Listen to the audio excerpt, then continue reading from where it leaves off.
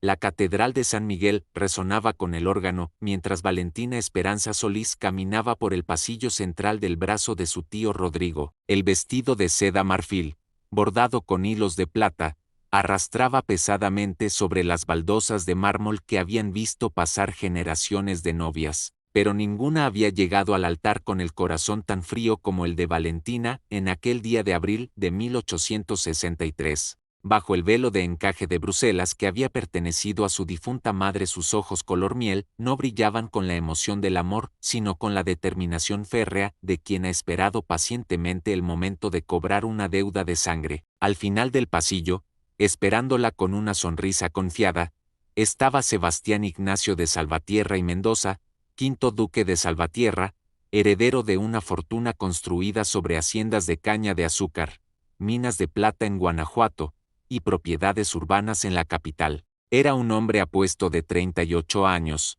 con el cabello castaño claro peinado con ondas naturales, ojos verdes heredados de su madre española, y una reputación de caballero culto y benevolente. La sociedad lo admiraba, la gente común lo respetaba, pero Valentina sabía la verdad que todos desconocían. 3 años atrás, su hermano mayor, Andrés Felipe Solís, había sido encontrado muerto en un callejón oscuro cerca del puerto de Veracruz. Las autoridades declararon que había sido un robo que terminó en tragedia, un crimen común en una ciudad portuaria llena de marineros borrachos y ladrones oportunistas. Cerraron la investigación en menos de 2 semanas. La familia Solís, una familia de comerciantes respetables pero sin el poder de la aristocracia, no tuvo más remedio que aceptar aquella versión oficial y enterrar a Andrés con lágrimas y preguntas sin respuesta. Valentina tenía entonces 21 años y acababa de regresar del convento de las Ursulinas, donde había recibido educación durante 5 años. La muerte de su hermano la destrozó, pero fue lo que encontró después lo que transformó su dolor en algo más peligroso, una sed implacable de justicia. Entre las pertenencias de Andrés, escondida en el forro de su chaqueta de viaje, Valentina descubrió una carta, sin terminar, dirigida a ella. Con letra temblorosa, su hermano había escrito sobre un descubrimiento terrible relacionado con las minas del duque de Salvatierra, sobre trabajadores enterrados vivos tras un derrumbe intencional para ocultar evidencia de condiciones inhumanas. Andrés había sido contador temporal en una de esas minas. Había visto los registros falsificados, había escuchado los testimonios de los sobrevivientes, y había decidido denunciar al duque, sin imaginar que aquella decisión le costaría la vida. La carta terminaba abruptamente, como si alguien hubiera interrumpido a Andrés mientras escribía. Valentina guardó aquella carta contra su pecho durante noches enteras, leyéndola una y otra vez hasta memorizar cada palabra, cada acusación implícita. Supo entonces que su hermano no había muerto en un simple robo, había sido silenciado, y el responsable último de ese silencio era el hombre que ahora la esperaba en el altar. Ajeno a que la dulce y hermosa joven que estaba a punto de convertirse en su esposa era en realidad su némesis. Valentina había planeado cada paso con la precisión de un relojero suizo. Primero, se había insertado en los círculos sociales adecuados, utilizando la fortuna que su hermano le había dejado y las conexiones de su tío Rodrigo, un abogado con contactos en la capital. Asistió a bailes, tertulias literarias, funciones de ópera, siempre vestida con elegancia sobria, siempre mostrando una combinación perfecta de belleza, modestia e inteligencia. Sabía que el duque de Salvatierra, viudo desde hacía 4 años y sin herederos, buscaba una esposa adecuada. Valentina se convirtió en la candidata perfecta. Su primer encuentro había sido cuidadosamente orquestado. En una exposición de arte en la Academia de San Carlos, Valentina se había situado frente a una pintura que representaba a Santa Teresa de Ávila en éxtasis místico. Cuando el duque se acercó para observar la misma obra,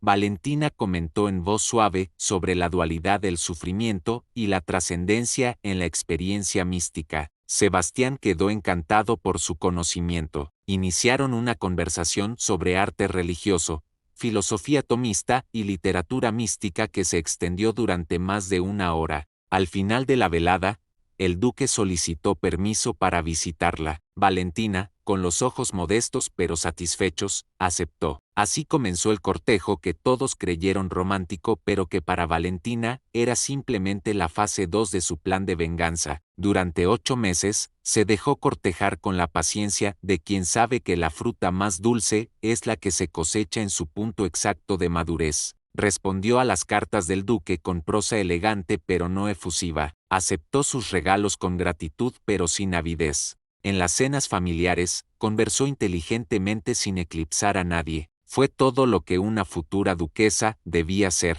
Y cuando finalmente Sebastián le propuso matrimonio, una tarde de enero, arrodillado en el jardín de la casa de su tío con un anillo de zafiros heredado de su abuela materna Valentina, aceptó con lágrimas que todos interpretaron como felicidad pero que eran en realidad el alivio de quien ve que su estrategia está funcionando. Ahora, mientras el sacerdote comenzaba la ceremonia nupcial en latín, Valentina observaba al duque desde detrás de su velo. Sebastián la miraba con genuino afecto, quizá incluso amor. Era un hombre que se creía bueno, que se veía a sí mismo como un patrón benevolente, un aristócrata ilustrado que leía a Rousseau y hablaba de progreso. Probablemente ni siquiera recordaba los nombres de los hombres que habían muerto en sus minas. Probablemente jamás había perdido el sueño por las decisiones que su administrador tomaba en su nombre. Esa era precisamente la clase de culpa más imperdonable, la culpa de la indiferencia, la culpa de quien tiene el poder de prevenir la tragedia pero elige no mirar demasiado de cerca. Valentina pronunció sus votos matrimoniales con voz clara y firme. Cuando llegó el momento de decir sí, acepto, no vaciló ni por un instante. El sacerdote los declaró marido y mujer. Sebastián levantó el velo de Valentina y la besó suavemente en los labios. Las campanas de la catedral repicaron, los invitados aplaudieron, y Valentina Solís se convirtió oficialmente en la duquesa de Salvatierra, con acceso completo a la casa, los documentos, los secretos y las vulnerabilidades del hombre responsable de la muerte de su hermano. Si esta historia te atrapa desde el principio, suscríbete ahora para no perderte lo que sigue. La recepción se celebró en la residencia principal del duque, una mansión de estilo neoclásico, en el barrio aristocrático de la capital con columnas de cantera blanca, jardines diseñados por un paisajista francés y salones decorados con muebles importados de Italia y Francia. Valentina circuló entre los invitados con la gracia que había perfeccionado durante meses de preparación, aceptando felicitaciones, sonriendo ante las bromas sobre futuros herederos, agradeciendo los regalos de plata, cristal y porcelana. Por dentro, cada músculo de su cuerpo estaba tenso. Esta noche cruzaría el umbral de la casa de su enemigo, no como invasora, sino como dueña legítima. Esta noche comenzaría la verdadera misión. Cuando finalmente los últimos invitados se retiraron y la servidumbre comenzó a recoger los restos de la celebración, Sebastián tomó la mano de Valentina y la guió escaleras arriba hacia la habitación matrimonial que habían preparado para ellos. Las paredes estaban cubiertas con papel tapiz de seda color crema. Una cama con dosel de madera de caoba dominaba el centro de la habitación. Velas perfumadas con aroma a lavanda creaban una atmósfera íntima. Valentina respiró profundamente, preparándose para la siguiente fase de su plan. Sebastián cerró la puerta de la habitación con suavidad y se volvió hacia Valentina con una expresión que mezclaba deseo y ternura. Se acercó lentamente, como si temiera asustar a un pájaro delicado, y tomó sus manos entre las suyas. Valentina, dijo con voz baja, sé que este es un momento que puede resultar intimidante para una joven educada en el convento. Quiero que sepas que no hay prisa. Podemos tomarnos el tiempo que necesites para que te sientas cómoda conmigo. Era un gesto considerado, el tipo de delicadeza que hubiera conmovido a cualquier otra novia. Valentina levantó los ojos hacia él y asintió con suavidad fingida. Eres muy amable, esposo mío, respondió, usando el término por primera vez. La palabra sabía amarga en su boca, pero la pronunció con dulzura. Sebastián sonrió aliviado y la besó en la frente antes de retirarse brevemente al vestidor adjunto para cambiarse. Valentina aprovechó esos momentos a solas para observar la habitación con mayor detenimiento.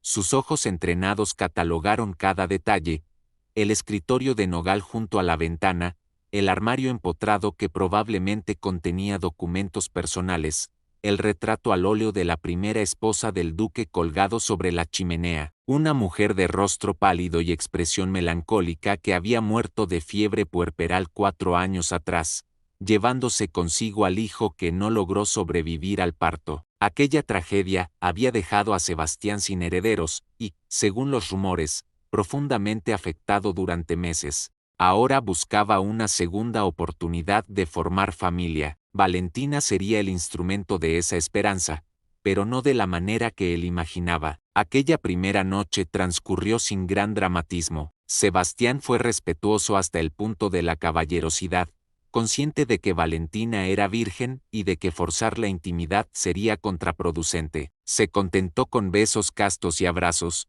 prometiendo que construirían su relación gradualmente. Valentina agradeció internamente esa paciencia porque le permitía mantener cierta distancia emocional mientras se adaptaba a su nuevo entorno y comenzaba su verdadero trabajo. Los días siguientes fueron un torbellino de presentaciones formales a la familia extendida del duque, visitas de cortesía a amistades aristocráticas y orientación sobre el manejo de la casa por parte del ama de llaves doña Clemencia, una mujer de 60 años que había servido a la familia Salvatierra durante 4 décadas. Valentina observaba todo con atención meticulosa, memorizando nombres, rutinas, debilidades. Aprendió que el duque desayunaba siempre a las 7 de la mañana en su estudio privado mientras revisaba correspondencia, que los jueves por la tarde recibía a su administrador de minas, don Aurelio Ramos, para discutir asuntos de negocios, que los domingos asistía a misa de 11 en la catedral y después almorzaba con su primo hermano,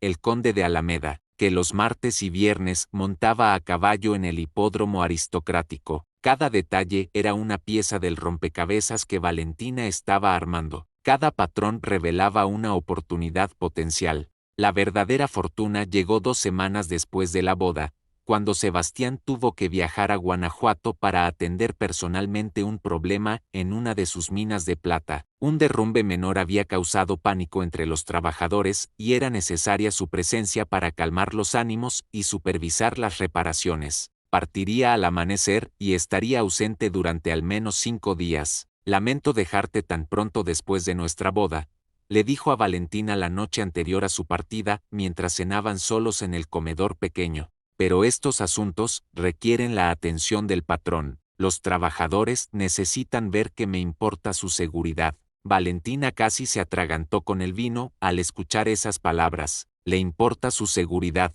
El mismo hombre cuya negligencia había causado la muerte de docenas de mineros, incluido indirectamente su hermano, ahora se presentaba como protector benevolente. La hipocresía era tan grotesca que Valentina tuvo que hacer un esfuerzo consciente para mantener su expresión serena. Por supuesto que debes ir, respondió con voz comprensiva. Tu deber como patrón está primero. Yo estaré bien aquí. Aprovecharé para conocer mejor la casa y establecer mi rutina como señora de este hogar. Sebastián le apretó la mano con gratitud y afecto genuino. Si hubiera sido más observador, quizá habría notado el brillo calculador que cruzó fugazmente los ojos de su esposa. Al día siguiente, después de despedir a Sebastián con un beso casto en la mejilla y verlo partir en su carruaje acompañado de 2 sirvientes, Valentina regresó a la mansión con un plan claro. Tenía 5 días, quizás 6 si el viaje se extendía, para registrar exhaustivamente el estudio privado del duque y encontrar evidencia documental de su culpabilidad.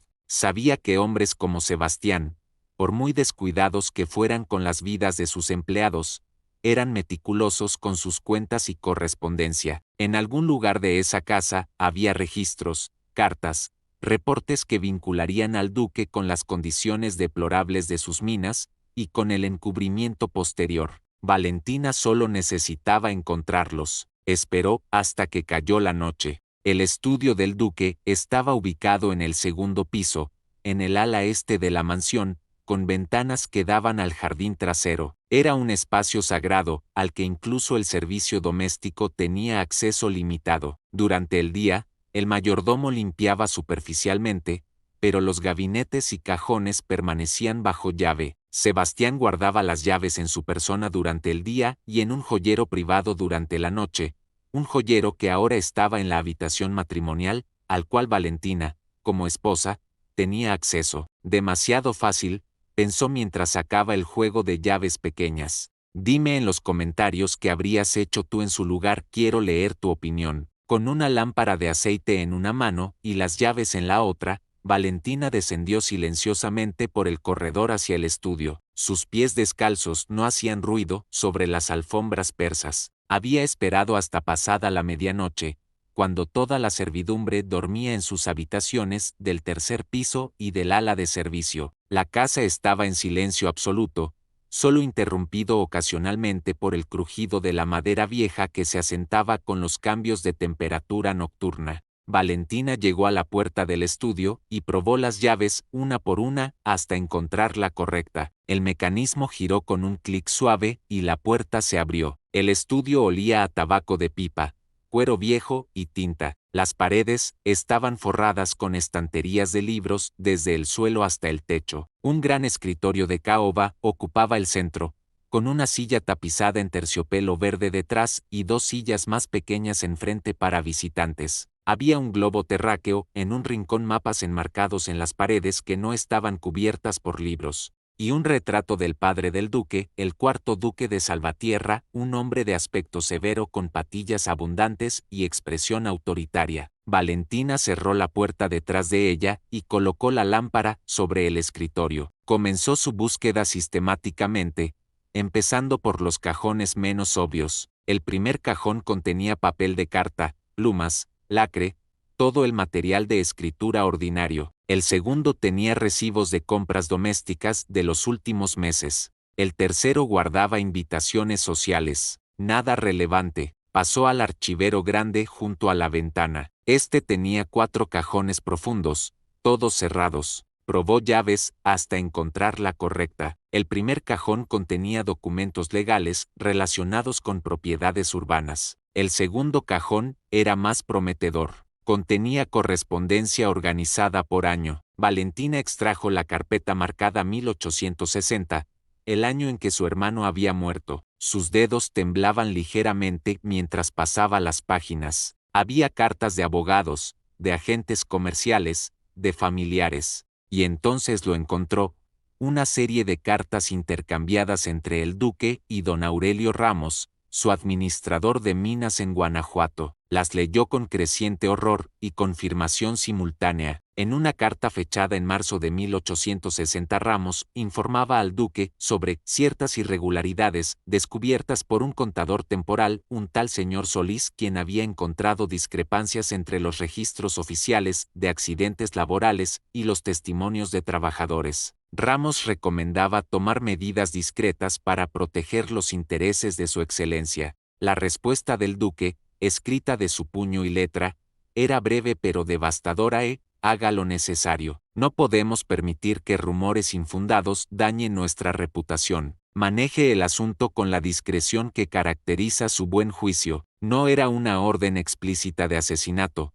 pero era una autorización implícita para silenciar a Andrés por cualquier medio necesario. 2 semanas después, su hermano había aparecido muerto. Valentina apretó la carta contra su pecho, sintiendo que las lágrimas finalmente brotaban después de 3 años de contenerlas. Aquí estaba, la prueba que había buscado, la confirmación de que su hermano no había muerto en vano, sino asesinado por atreverse a defender la verdad.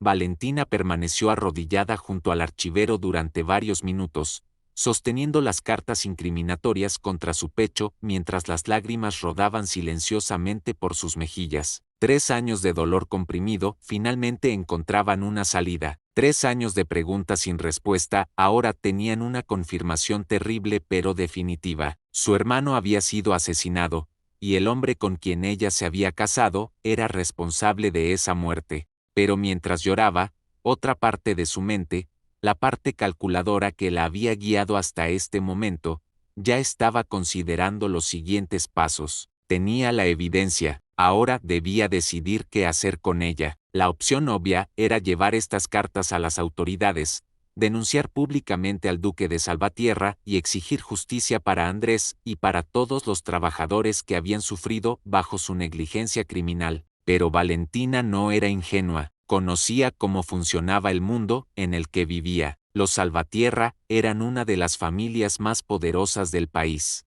Tenían conexiones en el gobierno, en la iglesia, en los tribunales. Un escándalo podía contener temporalmente, pero hombres con ese nivel de influencia rara vez enfrentaban consecuencias reales. Además, Valentina misma estaba ahora legalmente atada al duque. Como su esposa, sus acciones lo reflejarían y viceversa. Destruir a Sebastián públicamente también significaría destruir su propia posición social y probablemente su credibilidad.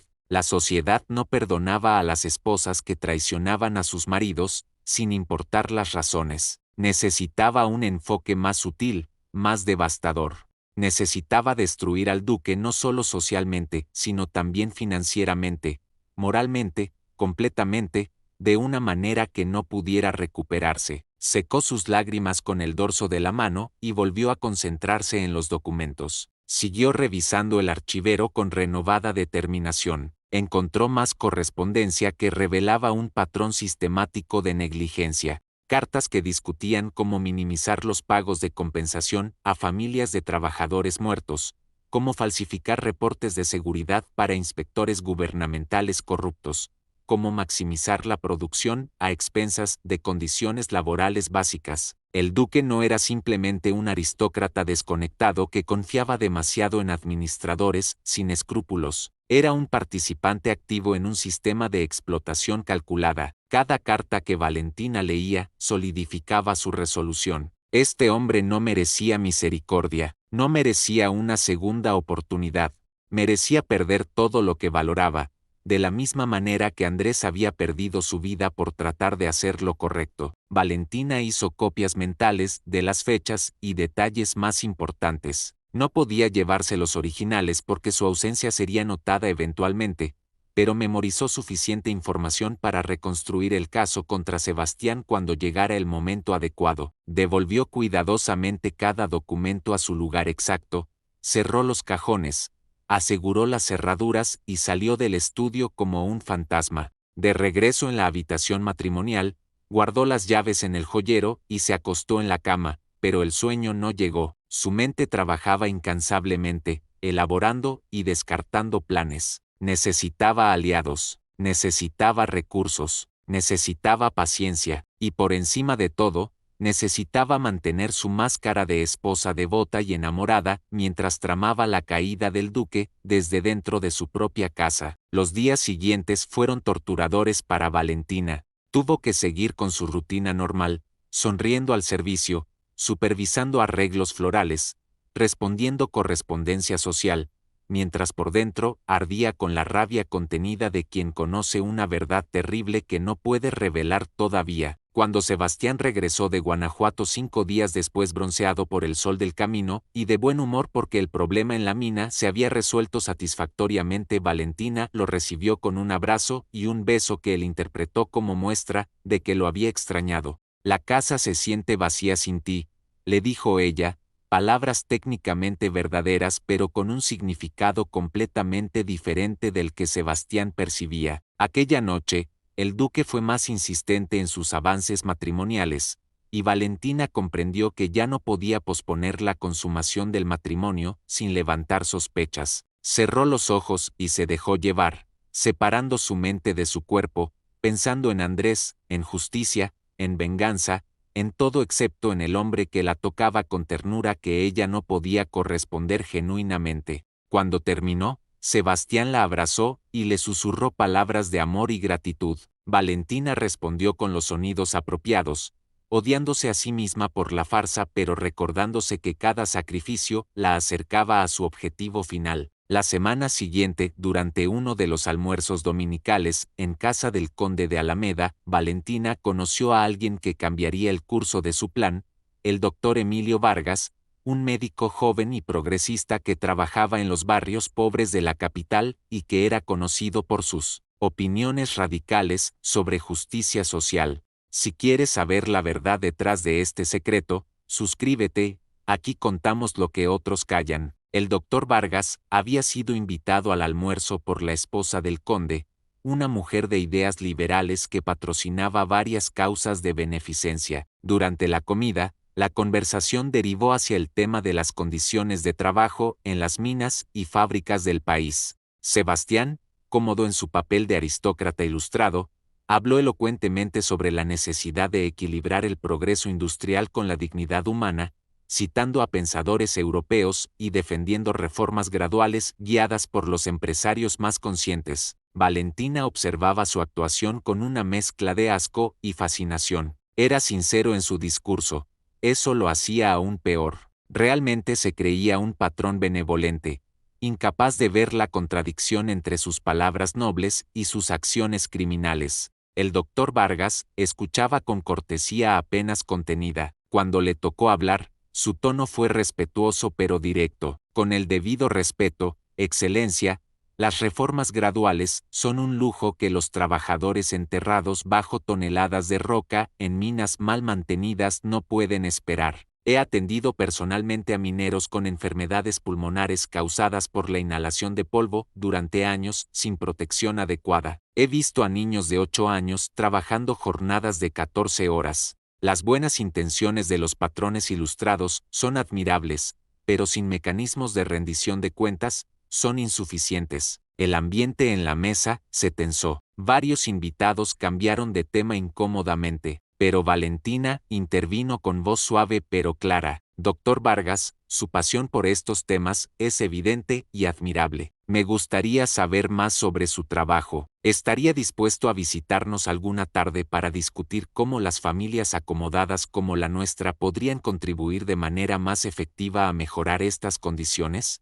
Sebastián la miró sorprendido pero complacido. El doctor Vargas aceptó la invitación con una ligera reverencia. 3 días después, visitó la residencia Salvatierra para tomar té con la duquesa. Valentina lo recibió en el salón de música, un espacio elegante pero menos formal que los salones principales de recepción. Después de los intercambios de cortesía iniciales y de servir el té, Valentina fue directa al grano. Doctor Vargas, debo confiarle algo que podría comprometer mi posición pero que mi conciencia no me permite callar. Tengo conocimiento de ciertas irregularidades en las operaciones mineras de mi esposo, irregularidades que han resultado en muertes innecesarias de trabajadores. Necesito su ayuda para determinar el mejor curso de acción. El doctor Vargas la observó con una mezcla de sorpresa y cautela. Duquesa, comprendo que esta confesión debe ser difícil para usted, pero debo preguntarle, ¿por qué acude a mí y no a las autoridades directamente? Valentina sostuvo su mirada sin parpadear.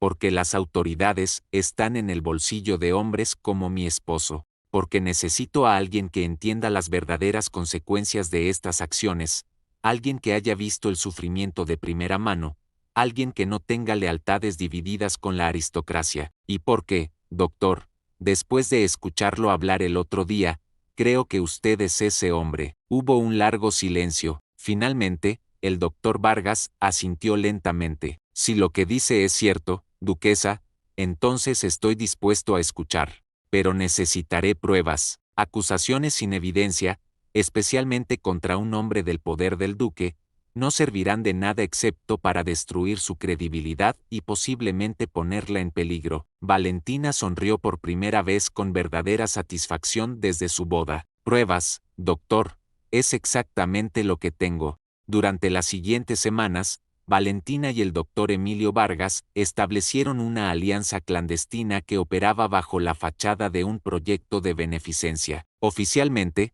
la duquesa de Salvatierra estaba patrocinando una clínica gratuita para trabajadores industriales y sus familias, una iniciativa que el propio duque aplaudió como muestra del buen corazón de su esposa. Sebastián incluso contribuyó generosamente con fondos, orgulloso de que Valentina estuviera siguiendo el ejemplo de caridad cristiana que se esperaba de las mujeres de su clase. No sospechaba que cada reunión entre su esposa y el doctor era en realidad una sesión de planificación estratégica para su propia ruina. Valentina proporcionaba información detallada sobre las operaciones de las minas, extraída de conversaciones que escuchaba cuando Sebastián recibía a don Aurelio Ramos y de documentos que copiaba meticulosamente durante las ausencias del duque. El doctor Vargas, por su parte, utilizaba sus conexiones en círculos reformistas y periodísticos para comenzar a construir un caso público. pero ambos sabían que necesitaban más que evidencia documental.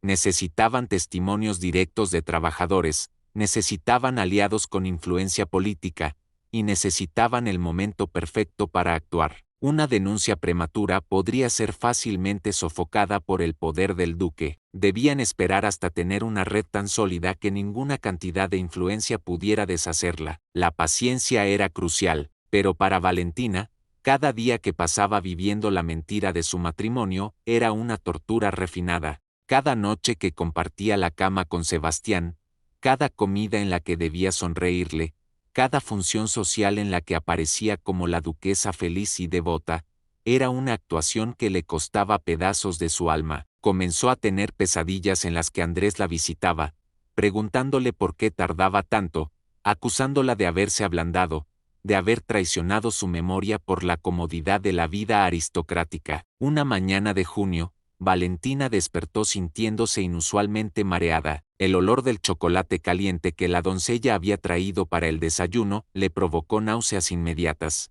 Tuvo que correr al baño para vomitar. La doncella, una mujer mayor llamada Esperanza que había servido en casas nobles toda su vida, observó la escena con una sonrisa conocedora. «Felicidades, mi señora», dijo suavemente. «Parece que la casa Salvatierra tendrá un heredero pronto». El mundo de Valentina se detuvo. Embarazada, por supuesto, era inevitable dado que había estado cumpliendo sus deberes matrimoniales durante 2 meses. Pero la realidad la golpeó como un puño en el estómago. Estaba llevando en su vientre al hijo del hombre que había ordenado la muerte de su hermano. Un hijo que la ataría permanentemente a Sebastián de maneras que ni siquiera el divorcio, si alguna vez fuera posible, podría deshacer.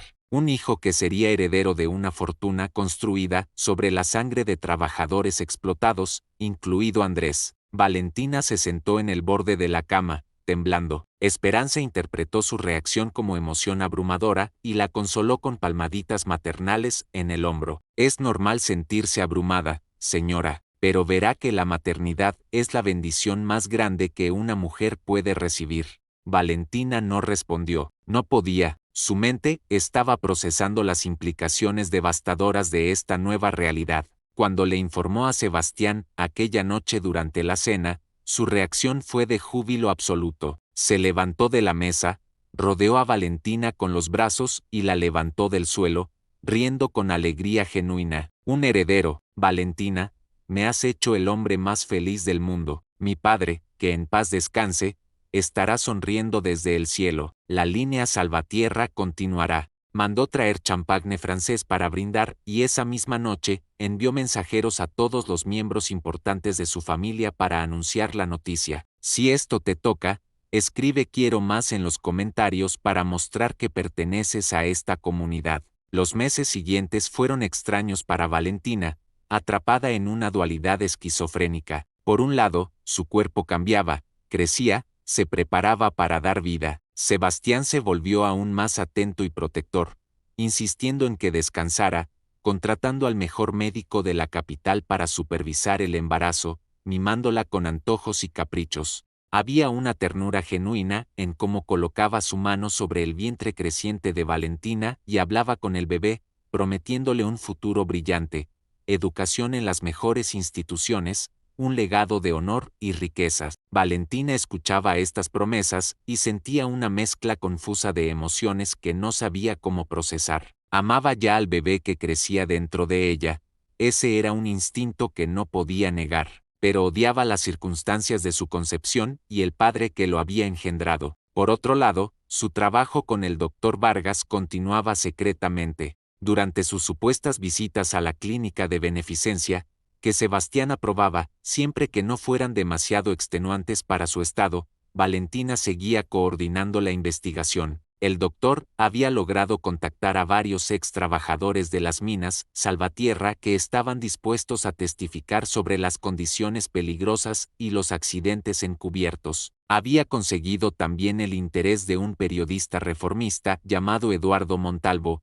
editor de un periódico de oposición que no temía enfrentarse a los poderosos. Montalvo había estado investigando independientemente varios casos de abusos laborales en empresas aristocráticas y veía en el caso Salvatierra una oportunidad para un exposé que podría impulsar reformas legales genuinas. Todo estaba convergiendo hacia el momento de la revelación, pero el embarazo de Valentina complicaba los tiempos. No podían esperar demasiado, o el bebé nacería y ella estaría aún más atrapada. Pero tampoco podían actuar precipitadamente y arruinar meses de preparación cuidadosa. La decisión se precipitó de manera inesperada en agosto, cuando don Aurelio Ramos visitó la mansión para una reunión de negocios con el duque. Valentina, que ya tenía 5 meses de embarazo y mostraba claramente, estaba descansando en la biblioteca del primer piso cuando escuchó voces elevadas provenientes del estudio en el piso superior. Normalmente respetaba la privacidad de las reuniones de negocios de Sebastián,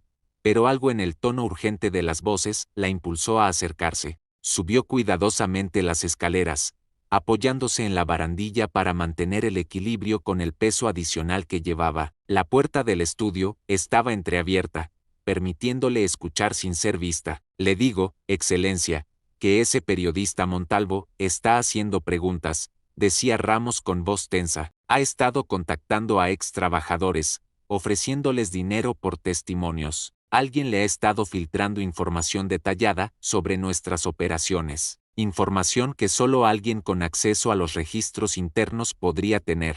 Valentina sintió que su corazón se aceleraba. Habían sido descubiertos, o al menos, se sospechaba de una filtración. La voz de Sebastián respondió, y por primera vez Valentina escuchó en ella una dureza que nunca había percibido antes. ¿Tiene alguna idea de quién podría ser la fuente? Ramos dudó antes de responder. Hay rumores, Excelencia. Algunos de nuestros contactos en el gobierno han mencionado que ese doctor que trata a los trabajadores, el doctor Vargas, ha estado inusualmente activo en círculos reformistas, y tiene conexiones con su esposa a través de ese proyecto de beneficencia. Silencio, un silencio tan pesado que Valentina pudo sentirlo desde el pasillo. Finalmente, Sebastián habló nuevamente, y su voz era controlada pero fría. Mi esposa es una mujer de buen corazón dedicada a obras de caridad. No permitiré que su reputación sea manchada por asociación con agitadores políticos,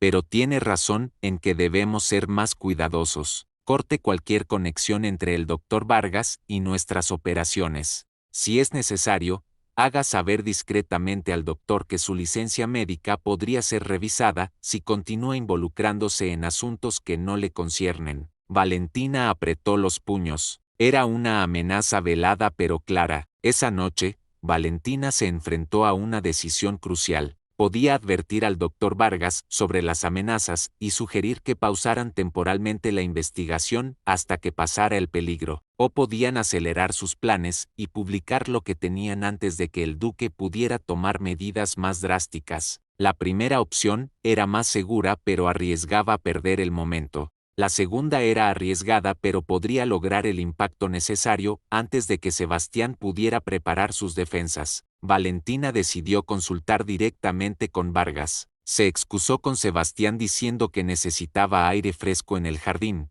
algo que el médico había recomendado para su circulación durante el embarazo. Una vez fuera, instruyó a uno de los mozos de cuadra, un joven llamado Tomás que había demostrado ser discreto, para que entregara un mensaje urgente al doctor. La nota era breve.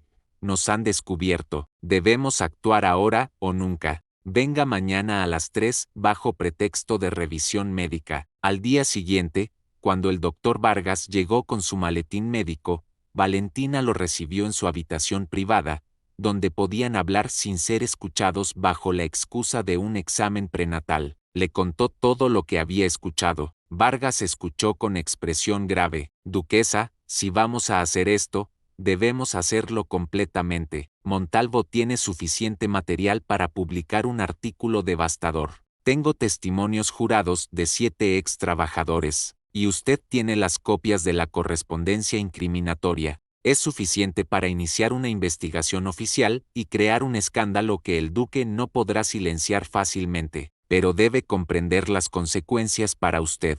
Su matrimonio quedará destruido, su posición social se verá comprometida, y con un hijo en camino, Valentina interrumpió con voz firme. Mi hijo no crecerá creyendo que su padre es un hombre de honor cuando es un criminal. Prefiero criar a mi hijo en la verdad, aunque sea dolorosa, que en una mentira cómoda. Publique el artículo, doctor. Es hora de que se haga justicia. El artículo apareció en la primera página del Reformador 3 días después, un jueves por la mañana. El titular era imposible de ignorar.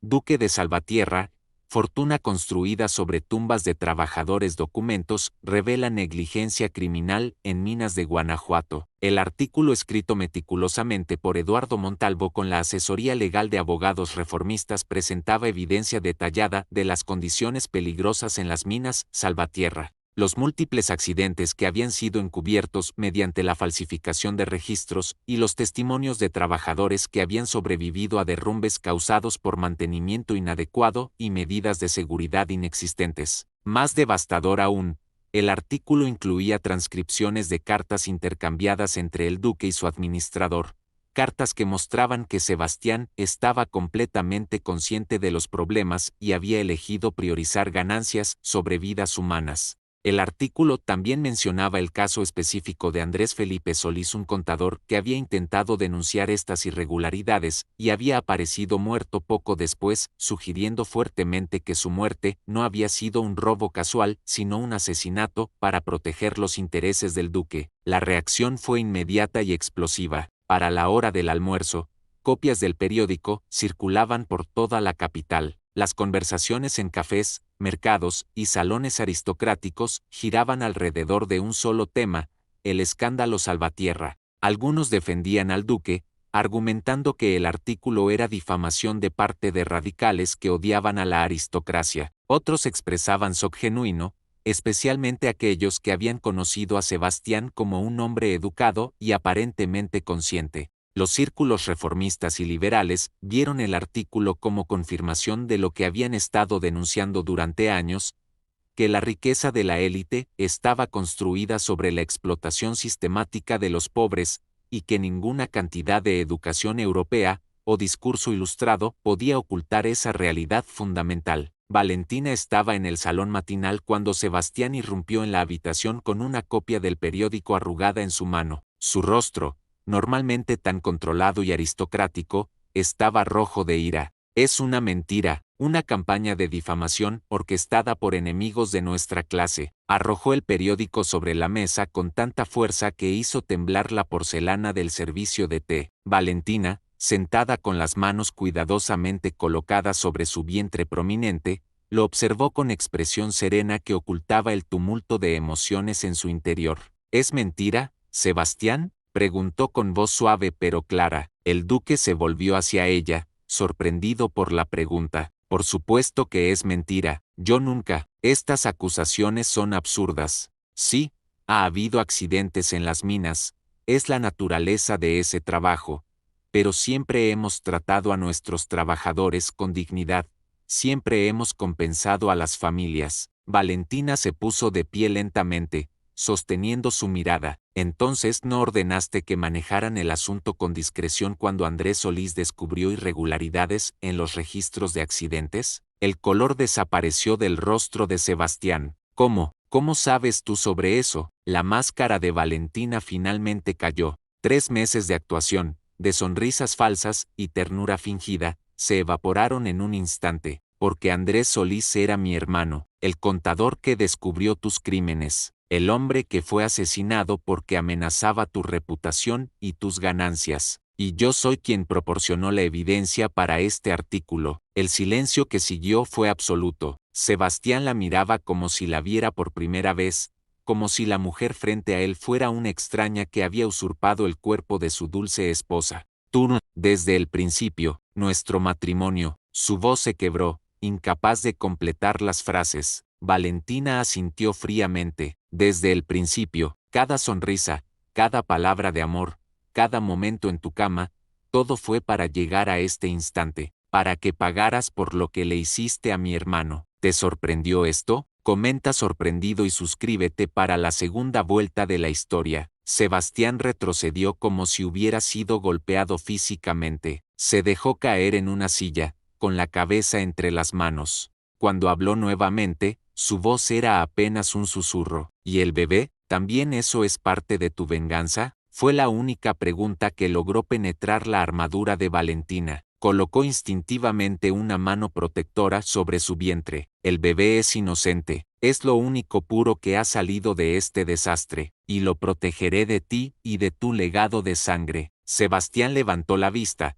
y por primera vez Valentina vio algo más que shock en sus ojos. Vio dolor genuino, traición, y quizá el primer destello de comprensión real sobre las consecuencias de sus acciones. Nunca ordené que mataran a tu hermano, dijo finalmente. Dije que manejaran el asunto, pero pensé que Ramos lo convencería de guardar silencio, quizá con dinero, con una transferencia a otra posición. Nunca imaginé que recurriría al asesinato. Valentina rió amargamente. ¿Y eso te exime? ¿El hecho de que no dijeras explícitamente mátenlo? Le diste permiso a Ramos para hacer lo necesario para proteger tus intereses. Le diste la autorización implícita. Eres tan responsable de la muerte de Andrés como si hubieras empuñado el arma tú mismo. Sebastián no tenía respuesta para eso. Se levantó pesadamente, de repente pareciendo mucho mayor que sus 38 años. Tendré que responder ante las autoridades. Mi abogado ya debe estar preparando una defensa. Pero tú,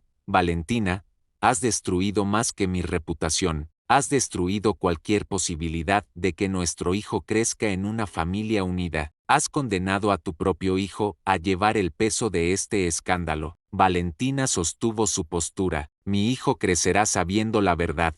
Sabrá que su madre tuvo el coraje de hacer lo correcto, incluso cuando fue difícil, y sabrá que la justicia, aunque tarde en llegar, eventualmente alcanza a quienes creen estar por encima de ella. Los días siguientes fueron un torbellino de acontecimientos que se desarrollaron con la velocidad y el caos de una avalancha. Las autoridades, presionadas por la cobertura mediática y la indignación pública, no tuvieron más remedio que iniciar una investigación formal. El fiscal general, quien en circunstancias normales habría protegido a alguien de la clase del duque, se vio forzado a actuar por la visibilidad del caso. Don Aurelio Ramos fue arrestado y, enfrentando la posibilidad de ser el único chivo expiatorio, comenzó a cooperar con la investigación, revelando detalles adicionales sobre las prácticas de la empresa Salvatierras. Sebastián fue formalmente acusado de negligencia criminal y de obstrucción de justicia.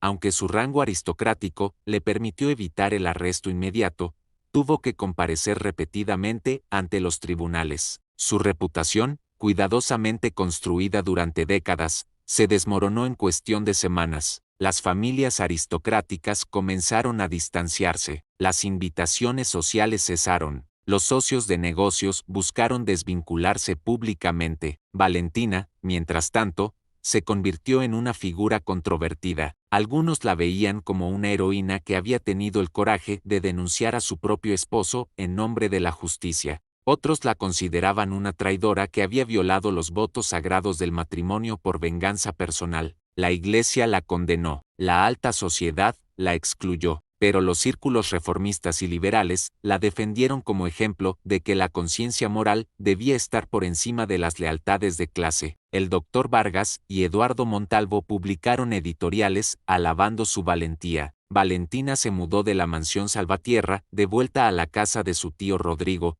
quien la recibió con los brazos abiertos a pesar del escándalo. Rodrigo, como abogado, comprendía mejor que nadie las complejidades legales y morales de lo que Valentina había hecho, y la apoyó incondicionalmente. Allí, rodeada de los recuerdos de su infancia y de Andrés, Valentina esperó el nacimiento de su hijo mientras el juicio contra Sebastián se desarrollaba en los tribunales. Sabía que independientemente del resultado legal, ya había logrado lo que se propuso: exponer la verdad, manchar irremediablemente el nombre Salvatierra, y obtener justicia pública para su hermano. Pero el precio había sido alto, muy alto. El juicio contra Sebastián Ignacio de Salvatierra comenzó en octubre, cuando las hojas de los árboles en la capital comenzaban a dorar y el aire adquiría esa calidad nítida que precede al invierno. Valentina, ahora en su 8º mes de embarazo, asistió a cada sesión desde la galería pública,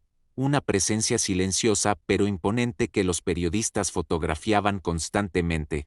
Su vientre prominente se había convertido en un símbolo visual poderoso del precio personal que había pagado por su búsqueda de justicia, y también un recordatorio incómodo de que el acusado era el padre de su hijo nonato. Los abogados defensores intentaron usar esto a su favor, argumentando que ninguna mujer embarazada en su sano juicio destruiría deliberadamente al padre de su hijo a menos que estuviera actuando bajo influencia de agitadores políticos o sufriendo alguna forma de histeria femenina. Fue un argumento que indignó tanto a Valentina como a sus defensores en la prensa reformista. El juicio reveló detalles que incluso Valentina no había conocido completamente. Los testimonios de trabajadores fueron particularmente devastadores. Hombres con rostros marcados por años de trabajo duro, muchos con cicatrices visibles de accidentes mineros, subieron al estrado para contar historias de túneles sin soporte adecuado, de explosivos manipulados, sin capacitación apropiada, de turnos extendidos que dejaban a los hombres demasiado exhaustos para trabajar con seguridad.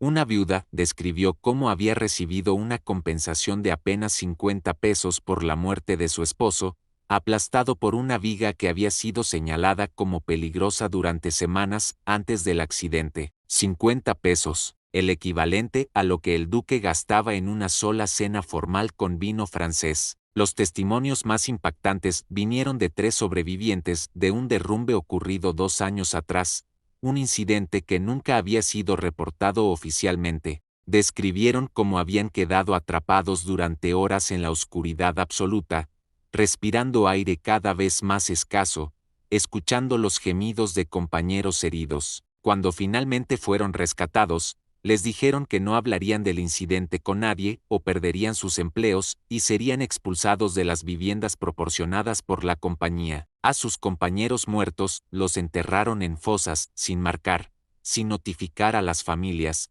registrados oficialmente como desertores. El testimonio más crucial vino de don Aurelio Ramos, quien había aceptado testificar contra el duque a cambio de una sentencia reducida. Ramos, un hombre de 50 años con el cabello completamente gris y la postura encorvada de quien lleva el peso de la culpa, detalló minuciosamente cómo funcionaba el sistema. Explicó que el duque recibía reportes mensuales sobre las operaciones mineras, reportes que incluían eufemismos transparentes sobre incidentes de producción, ajustes de personal. Sebastián no era un ignorante inocente, era un participante informado que elegía no hacer las preguntas correctas porque las respuestas hubieran requerido gastos que reducirían sus márgenes de ganancia. Cuando se le preguntó específicamente sobre Andrés Solís Ramos, testificó que había informado al duque sobre el contador problemático y que la respuesta del duque había sido clara: el asunto debía resolverse de manera que protegiera la reputación de la familia Salvatierra. Ramos admitió haber contratado a 2 matones para asustar a Andrés, pero las cosas se salieron de control y terminaron en su muerte. Su excelencia nunca ordenó explícitamente el asesinato, testificó Ramos, pero tampoco preguntó cómo lo manejaríamos. Sabía que haríamos lo necesario, y eso era suficiente autorización para mí. Fue el testimonio que selló el destino de Sebastián. Los abogados defensores argumentaron brillantemente sobre responsabilidad corporativa versus responsabilidad personal, sobre la imposibilidad de que un propietario supervisara cada detalle de operaciones extensas, sobre la traición de un empleado que había excedido sus instrucciones. Pero el fiscal, un hombre joven y ambicioso llamado Roberto Ayala, que veía en este caso una oportunidad para hacer historia legal, contraargumentó que la ignorancia voluntaria no era defensa, que un hombre en la posición del duque tenía el deber de saber, y que elegir no saber cuando las vidas estaban en juego era en sí mismo criminal. El jurado, compuesto por comerciantes y profesionistas de clase media, deliberó durante 3 días. Finalmente, regresaron con un veredicto mixto que reflejaba las complejidades del caso. Sebastián fue declarado culpable de negligencia criminal y de obstrucción de justicia, pero no de asesinato directo. Fue sentenciado a 10 años de prisión y a pagar compensaciones masivas a las familias afectadas. La sala del tribunal estalló en un caos controlado cuando se leyó el veredicto. Los reformistas celebraron como si hubieran ganado una batalla decisiva en una guerra más grande. Los conservadores denunciaron el veredicto como una capitulación ante la turba y el principio del fin del orden social. Sebastián, pálido pero digno, escuchó la sentencia sin reaccionar visiblemente. Cuando lo llevaban esposado fuera de la sala, sus ojos buscaron y encontraron a Valentina en la galería. Se sostuvieron la mirada durante un largo momento. En los ojos de Sebastián, Valentina vio una mezcla compleja de emociones, ira, dolor, traición, pero también algo que podría haber sido entendimiento. En ese momento, Valentina sintió una punzada de algo que no esperaba sentir. No arrepentimiento por sus acciones, sino una tristeza profunda por todo lo que podría haber sido diferente si Sebastián hubiera tomado mejores decisiones años atrás, si hubiera valorado las vidas de sus trabajadores tanto como valoraba sus ganancias, si hubiera tenido el coraje de investigar realmente las condiciones en sus minas en lugar de confiar ciegamente en administradores sin escrúpulos. Si hubiera sido el hombre que pretendía ser en sus discursos ilustrados sobre progreso y humanidad. Pero esos sí no cambiaban la realidad de lo que había sucedido. Andrés seguía muerto, docenas de trabajadores seguían muertos, y ningún veredicto, por satisfactorio que fuera, podía devolverles la vida. Valentina colocó una mano sobre su vientre, donde su hijo se movía inquieto, como si sintiera la tensión emocional de su madre. Pronto este niño nacería en un mundo que sabría exactamente quién era su padre y qué había hecho. Era una carga pesada para llevar. Pero Valentina estaba determinada a enseñarle a su hijo que elegir lo correcto sobre lo conveniente era siempre el camino del honor verdadero, no importaba el costo personal. Salió del tribunal rodeada por el doctor Vargas y su tío Rodrigo, atravesando una multitud de periodistas que gritaban preguntas. No respondió a ninguna, ya había dicho todo lo que necesitaba decir. 3 semanas después del veredicto, en una noche fría de noviembre, Valentina dio a luz a un niño sano en la casa de su tío. El parto fue largo y difícil, durando casi 18 horas. La partera, una mujer experimentada llamada Josefa que había traído al mundo a cientos de bebés, comentó que el niño tenía carácter fuerte y que había luchado para entrar al mundo en sus propios términos. Cuando finalmente colocaron al bebé en los brazos de Valentina, limpio y envuelto en mantas suaves, ella lo miró a través de lágrimas de agotamiento y amor instantáneo abrumador. Tenía el cabello oscuro de ella pero los ojos verdes de su padre. Sería un recordatorio constante de Sebastián, pero Valentina decidió en ese momento que no permitiría que eso manchara su amor por su hijo. Este niño era inocente de los pecados de su padre y merecía una vida libre de esa culpa. Lo nombró Andrés Felipe, en honor a su hermano. Algunos criticaron la elección, argumentando que era cruel para el niño cargarlo con el nombre de la víctima que había motivado la caída de su padre, pero Valentina se mantuvo firme. Quería que su hijo llevara el nombre de un hombre que había tenido el coraje de defender lo correcto contra poderes superiores, un hombre que había pagado el precio último por su integridad. Era un legado de honor, no de venganza. El doctor Vargas visitó para conocer al bebé y traer regalos prácticos, mantas, ropa de bebé, un sonajero de plata. Es un niño hermoso, Valentina, dijo con su característica gentileza, y tendrá una madre extraordinaria que le enseñará lo que realmente significa tener principios. Valentina agradeció sus palabras pero no pudo evitar preguntar, ¿crees que hice lo correcto, doctor, o simplemente cambié una injusticia por otra? Vargas consideró la pregunta seriamente antes de responder. Hiciste lo único que podías hacer con la información que tenías y la conciencia que posees. Los resultados fueron complicados porque la vida es complicada, pero liberaste verdades que necesitaban ser liberadas. Eso cuenta, Valentina, cuenta mucho. 2 meses después del nacimiento de Andrés Felipe, Valentina recibió una visita inesperada. Un guardia de la prisión donde Sebastián cumplía su sentencia trajo una carta. La letra era inconfundiblemente de su esposo, aunque más temblorosa de lo que recordaba. La carta era sorprendentemente breve y directa. Sebastián escribía que después de meses de tener nada más que tiempo para reflexionar, finalmente había comenzado a comprender la magnitud real de su culpabilidad. No solo la culpabilidad legal por la cual había sido condenado, sino la culpabilidad moral de haber vivido toda su vida como un hombre que se creía bueno mientras se beneficiaba de un sistema que destruía a otros.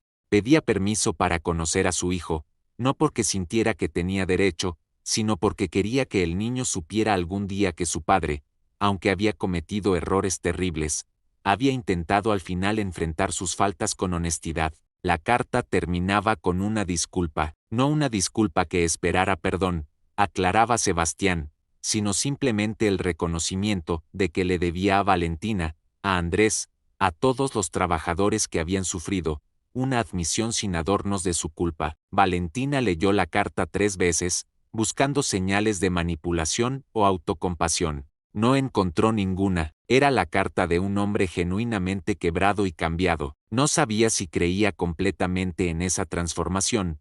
La gente raramente cambiaba tan profundamente, pero la sinceridad del tono era innegable. Guardó la carta en una caja especial junto con la última carta de su hermano Andrés. Algún día, cuando su hijo fuera lo suficientemente mayor, le mostraría ambas cartas, y lo dejaría formar sus propias conclusiones sobre justicia, venganza, redención, y las complejas tonalidades de gris que existían entre el bien absoluto y el mal absoluto. La vida, había aprendido Valentina, raramente ofrecía satisfacciones claras y limpias. Solo ofrecía momentos de verdad y la elección de qué hacer con esa verdad una vez revelada. Los meses se convirtieron en años, y la vida de Valentina se estableció en una nueva normalidad que nunca había imaginado cuando planeó su venganza. Vivía modestamente en la casa de su tío Rodrigo, dedicando sus días al cuidado de su hijo Andrés Felipe, quien crecía rápido y mostraba una personalidad curiosa y afectuosa. El escándalo Salvatierra gradualmente dejó de ser la noticia principal en los periódicos, reemplazado por nuevos escándalos, nuevas injusticias, el flujo constante de eventos que caracterizaba la vida de la capital. Pero las consecuencias de lo que Valentina había iniciado continuaban propagándose como ondas en un estanque. El caso había generado un movimiento reformista más amplio que exigía mejores condiciones laborales, inspecciones gubernamentales reales de minas y fábricas, y responsabilidad legal para propietarios negligentes. El doctor Vargas se convirtió en una figura pública importante en este movimiento, usando su credibilidad como médico y su experiencia directa con trabajadores para abogar por cambios legislativos. Eduardo Montalvo siguió publicando artículos de investigación sobre otros casos de explotación laboral. Algunos aristócratas comenzaron a mejorar voluntariamente las condiciones en sus propiedades, no necesariamente por bondad sino por temor de convertirse en el próximo escándalo público. El cambio era lento, incremental, a menudo frustrantemente inadecuado, pero era cambio al fin, y Valentina sabía que había contribuido a iniciar ese proceso. Sin embargo, el triunfo venía con un precio personal alto que pagaba cada día. Estaba efectivamente exiliada de la alta sociedad que una vez la había recibido como duquesa. Las pocas amigas aristocráticas que había hecho durante su breve matrimonio la habían abandonado completamente. Las puertas de los salones se cerraban cuando ella se acercaba. En la iglesia, las mujeres respetables se apartaban, susurrando sobre la mujer que había traicionado sus votos sagrados. Valentina vivía en un limbo social, demasiado asociada con el escándalo para ser aceptada por la élite, pero también vista con sospecha por algunos en las clases trabajadoras que creían que su venganza había sido personal más que genuinamente motivada por justicia social. Las noches eran las más difíciles. Cuando Andrés Felipe dormía y la casa estaba en silencio, Valentina se encontraba sola con sus pensamientos y sus dudas. Repasaba una y otra vez las decisiones que había tomado, preguntándose si había habido otra manera. ¿Podría haber conseguido justicia sin destruir a Sebastián tan completamente? ¿Podría haber protegido a su hijo del estigma que ahora llevaría toda su vida? ¿Había sido su plan verdaderamente sobre justicia o principalmente sobre venganza? ¿Y realmente había una diferencia significativa entre ambas? Estas preguntas la atormentaban sin ofrecer respuestas fáciles. A veces soñaba con Andrés, su hermano. En los sueños, él estaba vivo y le preguntaba si todo había valido la pena. Valentina siempre despertaba antes de poder responder. Otras veces soñaba con Sebastián, no el hombre arrogante que había conocido como duque, sino el hombre quebrado que había escrito aquella carta desde la prisión, y en esos sueños sentía algo peligrosamente cercano a la compasión. Luchaba contra esa compasión porque sentía que traicionaría la memoria de Andrés si perdonaba demasiado fácilmente. Pero el corazón humano, descubrió Valentina, era más complicado que las narrativas limpias de justicia y venganza que había imaginado cuando era más joven. Después de 2 años de silencio, Valentina finalmente respondió a la carta de Sebastián. Escribió que permitiría una visita supervisada una vez que Andrés Felipe tuviera edad suficiente para comprender quién era el hombre que lo visitaba. No sería pronto, quizá cuando el niño tuviera 6 o 7 años. Para entonces, Sebastián habría cumplido más de la mitad de su sentencia. La respuesta de Sebastián fue breve pero genuinamente agradecida. Aceptaba los términos y esperaría el tiempo que fuera necesario. En su carta mencionaba que había estado trabajando en la biblioteca de la prisión, enseñando a leer a presos analfabetos, una pequeña forma de redención que no compensaba nada pero que al menos le daba propósito. Valentina guardó también esta carta en la caja especial, el tercer aniversario de la boda de Valentina con Sebastián, una fecha que técnicamente debía celebrar pero que en realidad marcaba el aniversario de su infiltración exitosa en la vida del duque. Cayó en un día tranquilo de abril. Valentina estaba en el jardín de la casa de su tío, observando a Andrés Felipe, ahora un niño de casi 2 años y medio, perseguir mariposas entre las flores. El doctor Vargas había venido a visitarla, como hacía regularmente. Se sentaron en un banco bajo un árbol de jacaranda que dejaba caer sus flores púrpuras como lluvia perfumada. ¿Alguna vez te arrepientes?, preguntó Vargas directamente. Era el tipo de pregunta que solo un verdadero amigo podía hacer. Valentina consideró su respuesta cuidadosamente. Me arrepiento del dolor que mi hijo tendrá que cargar. Me arrepiento de la ingenuidad con la que creí que la justicia sería limpia y satisfactoria. Me arrepiento de los momentos de ternura genuina con Sebastián que tuve que fingir no sentir porque admitirlos habría complicado mi narrativa. Pero no me arrepiento de haber expuesto la verdad. Mi hermano merece que su historia sea conocida. Los trabajadores que murieron merecen que sus muertes no sean olvidadas. Eso no cambia, sin importar cuán complicados sean mis sentimientos sobre todo lo demás. Vargas asintió comprensivamente. La justicia perfecta no existe en este mundo, Valentina. Solo existe la justicia que somos lo suficientemente valientes para exigir y lo suficientemente fuertes para soportar las consecuencias de obtener. Has hecho ambas cosas. Era un consuelo pequeño pero real. Andrés Felipe corrió hacia ellos en ese momento, sosteniendo una flor amarilla que había arrancado con más entusiasmo que técnica. Mami, mira, gritó con la emoción pura que solo un niño pequeño puede sentir por algo tan simple como una flor. Valentina lo levantó en sus brazos, abrazándolo fuerte, respirando el olor dulce de su cabello. Este niño, pensó, este niño inocente que no había pedido nacer en medio de esta tragedia compleja,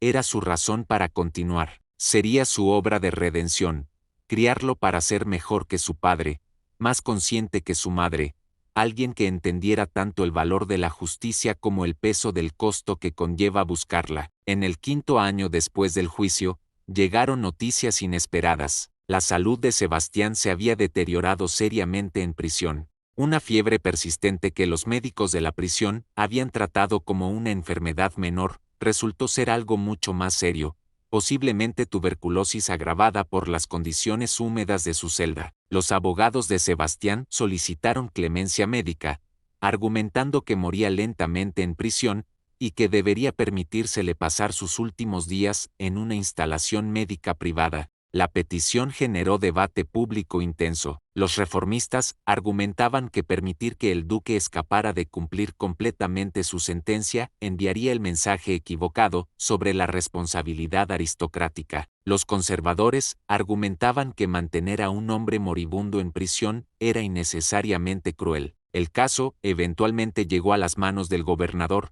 quien tenía el poder de otorgar clemencia. De manera sorprendente, el gobernador contactó a Valentina directamente, solicitando su opinión sobre el asunto. Era un gesto político astuto. Dejar que la víctima más visible del caso influyera en la decisión le permitiría al gobernador evitar críticas sin importar qué decidiera. Valentina aceptó reunirse con el gobernador en su oficina oficial, un espacio imponente, decorado con símbolos del poder estatal. El gobernador, un hombre de 60 años con cabello plateado y modales diplomáticos perfeccionados durante décadas en política, le ofreció té y habló con ella con respeto genuino. Señora Valentina, usted más que nadie tiene derecho a opinar sobre este asunto. Su testimonio fue crucial para la condena del duque. Su opinión sobre su clemencia médica también debería ser escuchada. ¿Qué cree usted que la justicia requiere en este caso? Valentina había pasado noches sin dormir considerando esta pregunta exacta desde que supo de la enfermedad de Sebastián. Finalmente respondió con voz clara y firme: la justicia verdadera no es solo castigo,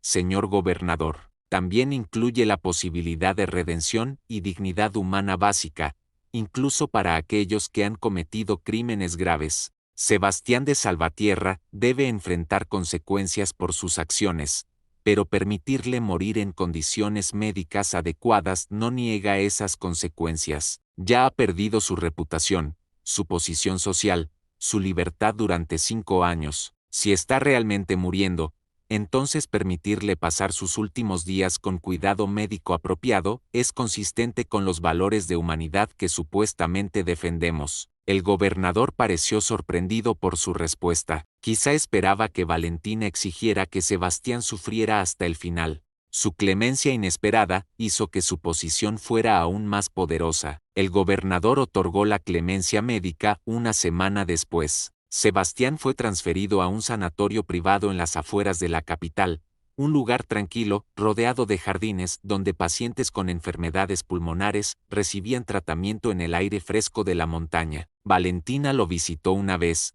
llevando a Andrés Felipe, ahora un niño de 5 años que hacía preguntas constantes sobre todo. Había llegado el momento prometido de que padre e hijo se conocieran, aunque bajo circunstancias que ninguno había anticipado. Cuando entraron a la habitación de Sebastián, Valentina casi no lo reconoció. El hombre robusto y apuesto que había conocido se había convertido en una figura demacrada, pálida, con ojos hundidos pero extrañamente luminosos. Sebastián estaba sentado en una silla junto a la ventana, envuelto en mantas a pesar del sol tibio que entraba. Cuando vio a Andrés Felipe, sus ojos se llenaron de lágrimas. ¿Es él?, preguntó con voz débil. Valentina asintió. Andrés Felipe, este es tu padre. El niño observó al hombre enfermo con la curiosidad sin miedo de los niños. ¿Por qué estás tan flaco?, preguntó directamente. Sebastián rió suavemente, una risa que se convirtió en tos. Porque he estado enfermo durante mucho tiempo, hijo, pero estoy muy contento de finalmente conocerte. Pasaron 1 hora juntos. Sebastián le preguntó a Andrés Felipe sobre sus juguetes favoritos,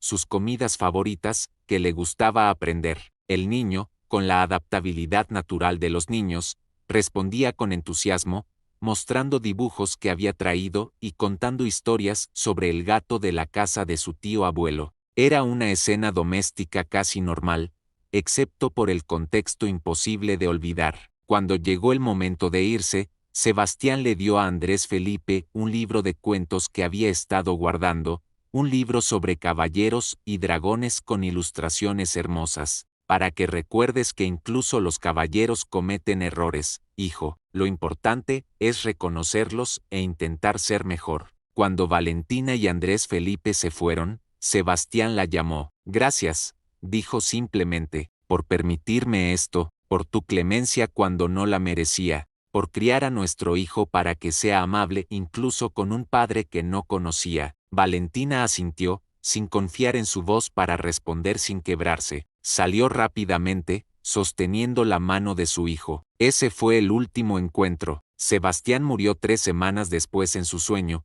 pacíficamente, según reportaron los médicos. Tenía 43 años. 10 años después del escándalo que había sacudido a la sociedad veracruzana, y más allá, Valentina Solís caminaba por el cementerio de San Fernando en una tarde tranquila de otoño. Tenía ahora 38 años, el cabello recogido en un moño simple con algunas hebras plateadas visibles en las sienes. Las líneas en su rostro contaban la historia de una mujer que había vivido intensamente, sufrido profundamente, y emergido del fuego transformada pero no destruida. A su lado caminaba Andrés Felipe, ahora un joven de 13 años, alto para su edad, con los ojos verdes de su padre pero la determinación moral de su madre. Llevaban flores frescas, margaritas blancas para la tumba de su hermano Andrés y claveles rojos para la tumba de Sebastián, que descansaba en la sección salvatierra del cementerio familiar, aunque apartado significativamente de sus ancestros ilustres, un último recordatorio de su caída en desgracia. Esta visita anual se había convertido en un ritual para Valentina y su hijo,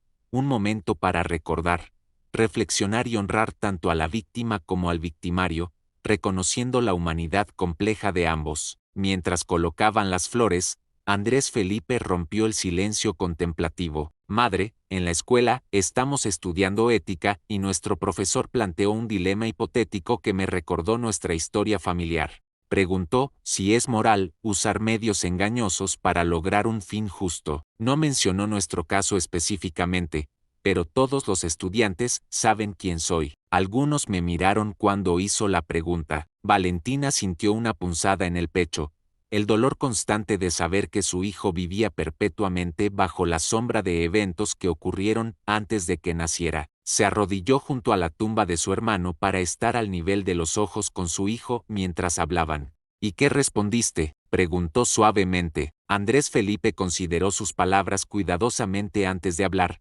un hábito que Valentina había cultivado en él desde pequeño. Dije que la moralidad absoluta es un lujo de quienes no han enfrentado injusticia real, que a veces la elección no es entre el bien y el mal, sino entre dos males, y debemos elegir el mal menor con conciencia plena del costo. Pero también dije que debemos estar dispuestos a cargar con las consecuencias de nuestras elecciones, sin escondernos detrás de justificaciones convenientes. Valentina sintió lágrimas picando en sus ojos, lágrimas de orgullo mezclado con tristeza. Su hijo había internalizado las lecciones complejas de su historia familiar sin volverse cínico ni amargado. Esa es una respuesta muy sabia, hijo, más sabia de lo que yo tenía a tu edad.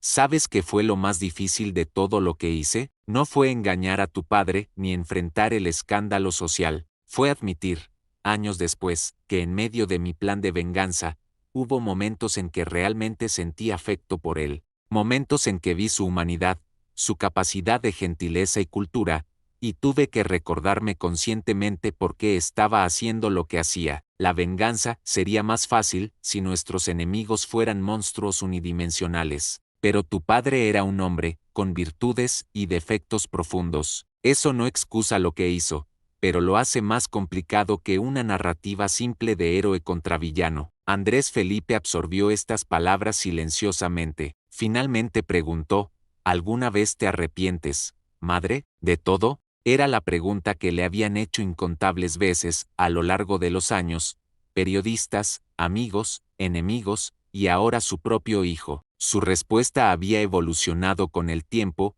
volviéndose más matizada, más honesta sobre las complejidades. Me arrepiento del dolor que causé a personas inocentes, incluido tú, quien no pidió nacer en esta historia. Me arrepiento de no haber buscado primero soluciones menos destructivas, aunque no estoy segura de que hubieran existido. Me arrepiento de la parte de mí que disfrutó el poder de destruir a alguien, porque ese disfrute reveló algo oscuro en mi propia alma. Pero no me arrepiento de haber expuesto la verdad sobre lo que sucedió en esas minas. No me arrepiento de haber honrado la memoria de tu tío Andrés. Y no me arrepiento de tenerte, hijo mío, porque eres lo mejor que salió de todo ese desastre. Madre e hijo permanecieron en silencio por un momento, honrando la memoria de los muertos. Después se dirigieron a la tumba de Sebastián. Esta visita siempre era más complicada, cargada de emociones contradictorias. La lápida era simple comparada con las monumentales tumbas salvatierra de generaciones anteriores, inscritas simplemente con su nombre y fechas de nacimiento y muerte, sin los títulos honoríficos usuales. Andrés Felipe colocó los claveles rojos con cuidado. ¿Sabes lo que es más extraño, madre?, dijo el joven. He estado investigando por mi cuenta sobre la vida de mi padre antes del escándalo. Leí artículos antiguos, cartas que guardó el tío abuelo Rodrigo, testimonios del juicio que están archivados en la biblioteca legal, y descubrí que mi padre genuinamente creía que era un buen hombre, patrocinaba orfanatos, contribuía a la iglesia, hablaba elocuentemente sobre justicia social. No era un hipócrita consciente, estaba genuinamente ciego a la contradicción entre sus palabras nobles y las consecuencias de sus acciones económicas. En cierto modo, eso lo hace más trágico, ¿no? Un villano que se sabe villano puede elegir cambiar, pero un hombre que se cree héroe mientras causa daño, ni siquiera ve que necesita cambiar. Valentina quedó impresionada por la profundidad del análisis de su hijo. Esa es precisamente la lección más importante, Andrés Felipe, la lección que necesito que entiendas mientras creces y eventualmente tomas tus propias decisiones sobre cómo vivir tu vida. Las peores injusticias, a menudo son perpetradas no por monstruos obvios, sino por personas que se creen justas, que racionalizan sus acciones con narrativas convenientes, que no examinan demasiado de cerca las consecuencias de sus privilegios. Tu padre amaba la filosofía y la literatura, podía citar a Rousseau y Voltaire, pero nunca bajó personalmente a sus minas para ver las condiciones en que sus trabajadores vivían y morían. Es más fácil amar la humanidad en abstracto que amar a los humanos concretos cuyo sufrimiento financia tu estilo de vida. Caminaron lentamente de regreso hacia la salida del cementerio. El sol comenzaba a ponerse, tiñendo el cielo de tonos naranjas y púrpuras. Valentina reflexionó sobre cuánto había cambiado desde aquella joven de 21 años que había encontrado la carta inacabada de su hermano y había jurado venganza. La venganza se había logrado. La justicia se había servido en la medida en que la justicia imperfecta humana podía servirse, pero el precio había sido alto y complejo. Había perdido su posición social, su reputación en ciertos círculos, y la simplicidad moral de verse a sí misma como heroína incuestionable de su propia historia. Pero había ganado algo también, había ganado verdad, autenticidad, y la satisfacción de saber que había enfrentado consecuencias reales por elegir sus principios sobre su comodidad. Al salir del cementerio, se encontraron con el doctor Emilio Vargas, quien ahora era director de salud pública de la ciudad, un puesto que había ganado gracias a su reputación como defensor de reformas laborales. Seguía siendo amigo cercano de Valentina, una de las pocas personas que había estado con ella desde el principio de su plan y había permanecido fiel a través de todas las consecuencias. Valentina, Andrés Felipe, saludó calurosamente. Pensé que los encontraría aquí. Quería compartir noticias. El Congreso finalmente aprobó la Ley de Seguridad Minera que hemos estado promoviendo durante años. Incluye inspecciones obligatorias,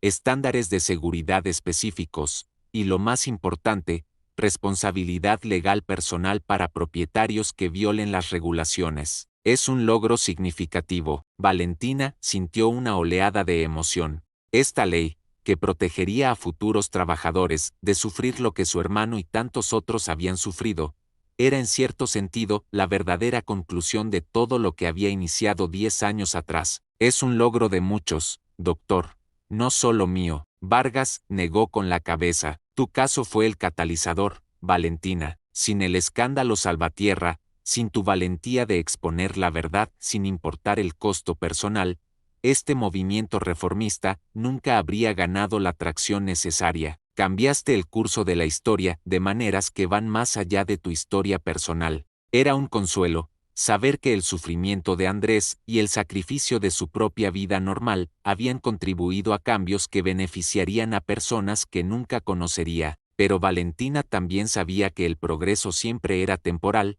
que cada generación tendría que luchar sus propias batallas contra la injusticia, que la vigilancia moral era una tarea perpetua, sin punto final. No podía simplemente resolver el problema de la explotación y retirarse victoriosa. Solo podía hacer su parte en su tiempo y esperar que otros continuaran el trabajo. Esa noche, de regreso en la casa que ahora era legalmente suya, una herencia de su tío Rodrigo que había fallecido 2 años atrás, Valentina y Andrés Felipe cenaron simplemente pero con satisfacción. Hablaron sobre la escuela del joven, sobre sus intereses crecientes en la ley y la justicia social, siguiendo los pasos intelectuales tanto de su tío abuelo abogado como de su madre. Antes de dormir, Andrés Felipe le preguntó a su madre una última pregunta: cuando yo tenga hijos algún día, ¿cómo debo contarles esta historia? ¿Cómo explico que su bisabuelo era tanto un criminal como una víctima de su propia ceguera moral? ¿Cómo explico que su bisabuela ejecutó una venganza elaborada que era simultáneamente justificada e inquietante? Valentina consideró la pregunta,